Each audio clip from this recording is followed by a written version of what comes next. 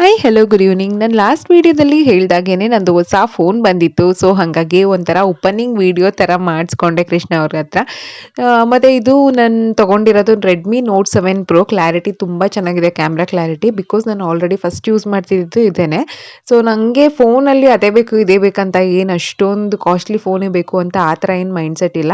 But ನಾನು ಮೇನಾಗಿ ನೋಡೋದು ನನ್ನ ಕ್ಯಾಮ್ರಾ ಕ್ಲಾರಿಟಿ ಮತ್ತು ಸ್ಟೋರೇಜ್ ಇವೆರಡನ್ನೇ ಜಾಸ್ತಿ ನೋಡೋದು. ಸೊ ಹಂಗೆ ನೋಡೋಕೆ ಹೋದರೆ ನನಗೆ ಈ ಫೋನ್ ಓಕೆ ಆಗಿತ್ತು.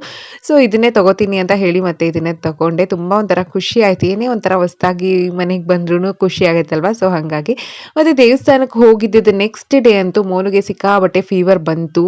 ಹೆಂಗೆ ಅಂದರೆ ರಾತ್ರಿ ಎಲ್ಲ ತಣ್ಣೀರು ಬಟ್ಟೆ ಒದ್ದೆ ಬಟ್ಟೆ ಹಾಕೊಂಡು ಒರೆಸಿದ್ದೀನಿ, ಅಷ್ಟು ಫೀವರು. ಸೊ ಬೆಳಿಗ್ಗೆ ಹೋಗಿ ಡಾಕ್ಟರ್ ಹತ್ರ ತೋರಿಸ್ಕೊಂಡು ಬಂದ್ವಿ. ಮತ್ತೆ ಅನ್ಎಕ್ಸ್ಪೆಕ್ಟೆಡ್ ಆಗಿ ನಮ್ಮ ಬಾಬಾ ಕೂಡ ಬಂದರು. ತುಂಬಾನೇ ಖುಷಿ ಆಯಿತು ಅವರು ಬಂದಿದ್ದು ಕೂಡ.